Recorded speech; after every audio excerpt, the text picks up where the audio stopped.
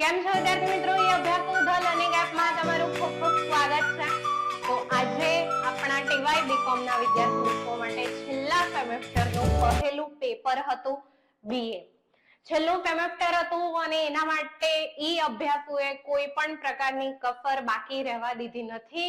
આપણે દરેક સબ્જેક્ટની મસ્ત તૈયારી રેગ્યુલર એમાં તો કરવાની જ હતી, પરંતુ થિયરી સબ્જેક્ટ પણ સાથે સાથે તમને આપવામાં આવ્યો હતો વિથ સમજૂતી, કે જેથી તમે તમારા પૂરેપૂરા માર્ક્સ મેળવી શકો, વ્યવસ્થિત રીતે તમારું પેપર જઈ શકે. બરોબર, ચાલો તો જોઈએ આજનું પેપર કેવું રહ્યું તમારા માટે.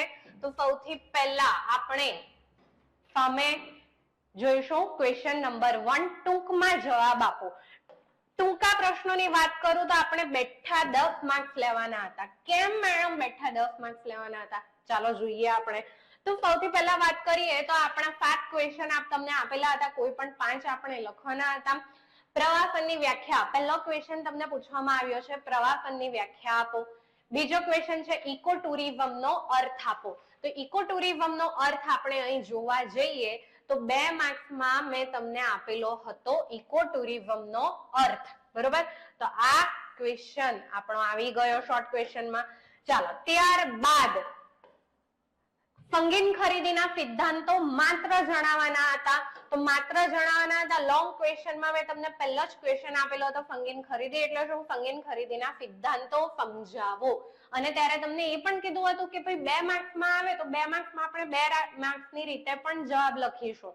બરોબર, તો પહેલો જ લોંગ ક્વેશ્ચન આપણે તો તૈયાર કરેલો જ હતો, સમજૂતી સાથે કરેલો હતો. તે પણ તો યાદ તો તમને રહી જ ગયા હશે. તો આ ક્વેશ્ચન પણ આપણો આવી ગયો, આ ક્વેશ્ચન પણ આપણો આવી ગયો. માલ સામગ્રી અંકુશ એટલે શું? માલ સામગ્રી અંકુશ એટલે શું એ પણ મેં તમને લોંગ ક્વેશ્ચનમાં આપેલો છે. માલ સામગ્રી અંકુશ એટલે શું?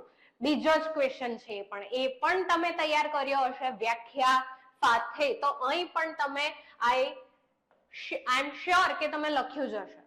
બરાબર, ચાલો ઉત્પાદન અને ઉત્પાદકતા વચ્ચે શું ભેદ છે? તો એ પણ આપણો શોર્ટ ક્વેશ્ચન નો પહેલો જ ક્વેશ્ચન હતો, એ પણ તમે તૈયાર કર્યો જ હશે વિધાઉટ એની ડાઉટ. તો આ પણ આપણે લખ્યું જ હશે. ચાલો ત્યારબાદ બેન્ચમાર્કિંગ એટલે શું, તેના સ્ત્રોતો જણાવો. એ આપણો નથી. સિક્સ સિગ્માનો ખ્યાલ સ્પષ્ટ કરો, એ મેં તમને શોર્ટ ક્વેશ્ચનમાં આપેલો હતો. સિક્સ સિગ્માનો ખ્યાલ સમજાવો. તો આ ક્વેશ્ચન પણ આપણો આવી ગયો છે. કેટલા ક્વેશ્ચન લખવાના હતા? કોઈ પણ 5. કેટલી ટીક માર્ક થઈ? 1 2 3 4 5. 5 ટીક માર્ક થઈ અને 5 તમે બેઠા લખી શકો એવા હતા. કેમ? કારણ કે શોર્ટ ક્વેશ્ચન માંથી 3 જે છે એ તો તમને સમજાવેલા જ હતા. શોર્ટ ક્વેશ્ચન નો વિડિયો આપણે સમજેલો હતો વ્યવસ્થિત રીતે. અને 2 ક્વેશ્ચન જે લોંગ માંથી આવ્યા છે એ પહેલા 2 માંથી છે, એટલે તમે તૈયાર કરીને તો ગયા જ હશો. એ પણ આપણે વિથ એક્સપ્લેનેશન જોયું હતું. તો આ 10 માર્ક્સ આપણે વિથ એક્સપ્લેનેશન જોયું હતું. તો લખીને આવાય કે ના આવાય? આવી શકાય. બરોબર, તો આ 10 માર્ક્સ આપણા અહીંયા પાક્કા હતા. ત્યારબાદ ક્વેશ્ચન 2 ની વાત કરીએ આપણે, ખરીદીની વિવિધ પદ્ધતિઓની ચર્ચા કરો. એ આપણે 14 માર્ક્સમાં લખવાનો હતો. ખરીદીની વિવિધ પદ્ધતિઓ, તમારી જે સ્ટોકલેસ ખરીદી છે, બ્લેન્કેટ ખરીદી છે, જનરલી 2 માર્ક્સમાં પૂછાયા કરે છે આવા ક્વેશ્ચન, પણ એકે ફોર્મ તો આખો ક્વેશ્ચન તમને 14 માર્ક્સમાં પૂછાયો છે. ચાલો અથવામાં આપણને આપેલો હતો પ્રવાસનનું મહત્વ સમજાવો, 7 માર્ક્સનો. અને બ કરીને તમને આપેલો છે ઉત્પાદન અંકુશની પ્રક્રિયા વર્ણવો, 5 માર્ક્સનો. એમાંથી આપણે જોઈએ તો શોર્ટ નોટ મેં તમને આપેલી હતી, ઉત્પાદન અંકુશની પ્રક્રિયા સમજાવો. બરોબર, તો 5 માર્ક્સ આપણે અહીંથી લેવાના હતા, તમે લખીને આવ્યા હશો. તો 5 માર્ક્સ આપણા અહીંયા પાક્કા. બરોબર, ચાલો ક્વેશ્ચન 3 ની વાત કરીએ આપણે તો સંપૂર્ણ ગુણવત્તા સંચાલનની પદ્ધતિઓ, નીચે જણાવેલ પદ્ધતિઓ સમજાવો. એમાં કૈવન અને પેરેટો પૂછાયું છે. બરોબર, આપણે સમજાવ્યું હતું કૈવન અને કઈ રહ્યો. બરોબર, તો એમાંથી આટલી કૈવનની પદ્ધતિ જો કોઈએ અથવાના 2 સવાલ તમને ના આવડ્યા હોય તો કૈવનની પદ્ધતિ લખીને આવો તો એ 5 માર્ક્સ આપણા પાક્કા હતા. કેમ મેડમ 7 માર્ક્સ? 14 માર્ક્સ નો ક્વેશ્ચન છે ને, તો 5 માર્ક્સના 2 ક્વેશ્ચન થશે બંને પદ્ધતિના. પરંતુ અથવાના આપણા બંને ક્વેશ્ચન તમે લખીને આવ્યા હશો, બરોબર. આના બાજુ જોવાનું કઈ કામ નતું. અથવામાં આપણે જોઈએ તો ભારતમાં પ્રવાસનના પડકારો અને તકોની ચર્ચા કરો.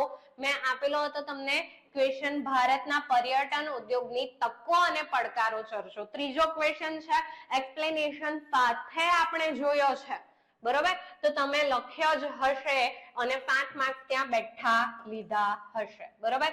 ત્યારબાદ માલ સામગ્રી હેરફેરમાં કૃત્રિમ બુદ્ધિમત્તા AI જેને આપણે કહીએ છીએ ની ભૂમિકા સમજાવો. તો એ મેં તમને એઝ અ શોર્ટ નોટ આપ્યું હતું.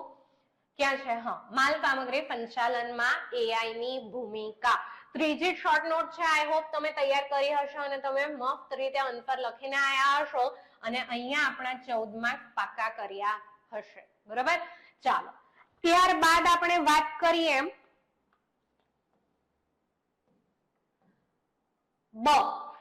પ્રશ્ન 4 અ. ટૂંક નોંધ લખો કોઈ પણ એક. તો 6 માર્ક્સની કોઈ પણ એક તમારે ટૂંક નોંધ લખવાની હતી. ભારતમાં સૂચિત નવી પ્રવાસન નીતિ માલ સામગ્રી સંચાલનનું કાર્યક્ષેત્ર. તો એમાંથી મેં તમને માલ સામગ્રી સંચાલનનું કાર્યક્ષેત્ર આપ્યું હતું. ક્યાં છે? આયરો માલ સામગ્રી સંચાલનનું કાર્યક્ષેત્ર. તો આમાં પણ આપણા 7 માર્ક્સ 6 માર્ક્સ પાકા જ હતા, બરોબર.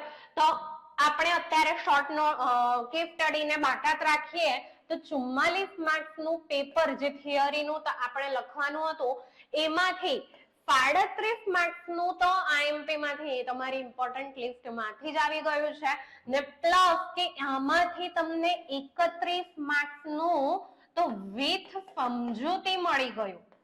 કેવું? સમજૂતી સાથે. તો તમે ઓર સારી રીતે લખીને આવ્યા હશો, બરોબર. તો તમારું પેપર થિયરી નું ઘણું સરસ ગયું હશે. I hope.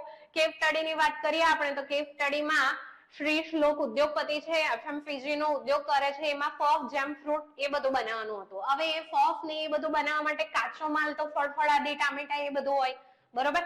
આ પેદાશો વજન ગુમાવે તેવા લક્ષણો ધરાવે છે અને બીજું કે કારખાનામાં કામ કરવા માટે કુશળ ને અર્ધકુશળ કામદારોની આવશ્યકતા છે. તો સ્થાન પસંદગી માટે કયા સૂચનો કરશો એ આપણે કહેવાનું હતું. તમારા જવાબના સમર્થનમાં યોગ્ય દલીલો રજૂ કરો. એટલે કે આપણે સ્થાન પસંદગીને અસર કરતા પરિબળો અહીંયા સમજાવવાના હતા, બરોબર. ચાલો, અને શું લખીશું આમાં બધું આપણે?